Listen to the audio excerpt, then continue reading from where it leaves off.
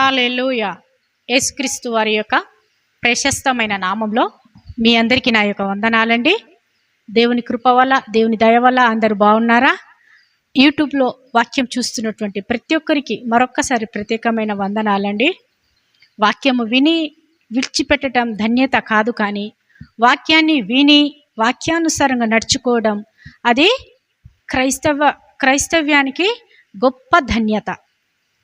అలాగే మత్తయి సువార్త 7వ అధ్యాయము 24 నుండి 27 వచనాలు చదవగా విందాం. కాబట్టి ఈ నా మాటలు విని వాటి చొప్పున చేయు ప్రతి వాడును బండ మీద తన ఇల్లు కట్టుకొనిన బుద్ధిమంతుని పోలియుండును. వాన కురిసెను, వరదలు వచ్చెను, గాలి వీచెను, ఆ ఇంటి మీద కొట్టాను గాని దాని పునాదులు బండ మీద వేయబడినది గనుక అది పడలేదు. మరియు నా మాటలు విని వాటి చొప్పున చెయ్యని ప్రతివాడు ఇసుక మీద తన ఇల్లు కట్టుకొనిన బుద్ధిహీనుని పోలియుండును.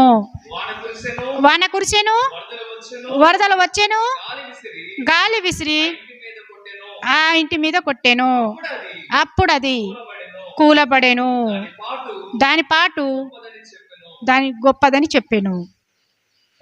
ఇక్కడ దేవుడు ఏమని సెలవిచ్చుచున్నాడంటే, ఏమని చెప్తున్నాడంటే, నీతిమంతుడు అంటే బుద్ధిగలవాడు ఎలా ఉంటాడంట అంటే ఆయన మాట కాబట్టి, ఆయన చెప్పిన మాట, ఈ మాటలు అంటే దేవుని మాటలు విని దేవుని వాక్యానుసారంగా నడుచుకొని దేవుని క్రీస్తు అనే బండ మీద ఎవరైతే విశ్వాసంగా ఉండి నమ్మకంగా ఉండి దేవుని పట్ల, ఆయన వాక్యము పట్ల వినయ విధేయతలు, భయము భక్తులు కలిగి దేవుని అనుసరించుచు దేవుని వెంబడిస్తూ దేవుని ఎందరెందరైతే నడుస్తారో వారు ఎలా ఉంటారంట, బండ మీద కట్టబడినటువంటి ఇల్లు వలె ఉంటారు.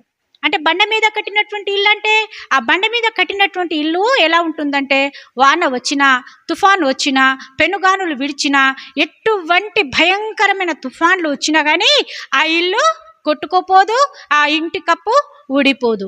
అలాగే క్రీస్తుయందు విశ్వాస జీవితంలో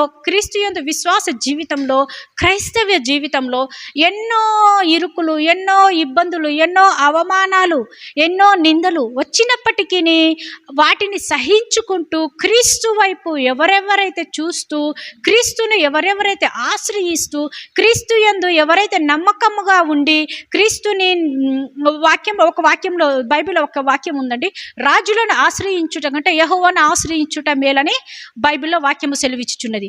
అయితే ఎవరైతే ఈ ప్రభుని ఆశ్రయించి ప్రభు యందు భయభక్తులు కలిగి ఉంటారో వారు ఎలా ఉంటారంట, బుద్ధిమంతుడు ఎలా ఉంటాడంట, బండ మీద కట్టబడినటువంటి ఇల్లు వలె ఉంటాడు. మరి ఈ బుద్ధిహీనుడు ఎలా ఉంటాడంటే, ఇసుకలో కట్టినటువంటి ఇల్లు. ఇప్పుడు ఇసుకలో మనం నిలబడాలంటేనే నిటారుగా నిలబడలేమండి. ఎందుకంటే ఇసుక ఎక్కువ ఉన్నటువంటి ఇసుక తిన్నెలు ఎక్కువగా ఉన్నటువంటి ప్లేస్లో పోయి మనం నిలబడ్డాం అనుకోండి, అందులో మన కాలు లోపలికి వెళ్తూనే ఉంటుంది. కొంచెం ఇట్లా మన కాలుని కొంచెం షేక్ చేయగానే ఆ కాలు అనేది లోపలికి వెళ్ళిపోతుంది. అటువంటిది ఇల్లు ఎట్లా నిలుస్తుందండి? ఇల్లు నిలవదు. ఎందుకంటే బుద్ధిహీనుడు దేవుని వాక్యంని పట్టించుకోడు, దేవుని గురించి తనలో గట్టి నమ్మకం ఉండదు, దేవుని పట్ల భయము భక్తి వినయ విధేయతలు ఉండవు, ఆ దేవుని వాక్యానుసారాన్ని అనుసరించుకుంటూ తను నడుచుకోడు. కాబట్టి ఆయనకు ఏదైనా చిన్న సమస్యలు వచ్చినా, ఏదైనా చిన్న ఇరుకులు వచ్చినా, చిన్న వ్యాధులు వచ్చినా, ఏమొచ్చినా కానీ ఈ ఇసుక మీద కట్టబడినటువంటి ఇల్లు వలె తొలగిపోతాడు, క్రీస్తు నుండి తొలగిపోతాడు.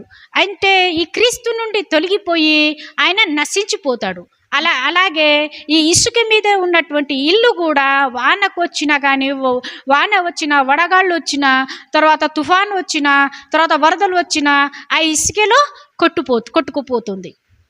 మరి మనము ఎవరిని పోలి ఉన్నాము?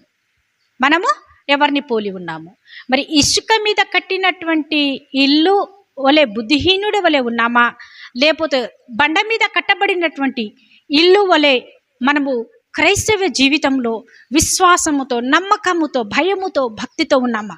ఒక్కసారి మనల్ని మనం పరీక్షించుకుందాం. ఒకవేళ మనల్ని మనం పరిశీలించిన తర్వాత మనము ఇసుక మీద కట్టబడినటువంటి ఇల్లు వలె ఉంటే మనల్ని మనం సరిచేసుకుందాం. వాక్యముతో మనల్ని మనము సరిచేసుకుందాం. మనల్ని మనం సరిచేసుకొని దేవుని యందు భయము భక్తి కలిగి ఆయన రాజ్యంలో వారసత్వమును పొందుటకు ఆయన ఆజ్ఞలను గైకొనుచు ఆయన యందు విశ్వాసంగా ఉంటూ బండ మీద కట్టబడినటువంటి ఇల్లు అయితే ఏ విధంగా అయితే గట్టిగా ఉంటుందో ఆ విధంగా మనము నిత్యము కదలని సియోను కొండవలే ఆయన సన్నిధిలో నిలవాలని ఇట్టి వాక్యమును దేవుడు దీవించునుగాక. ఆమేన్.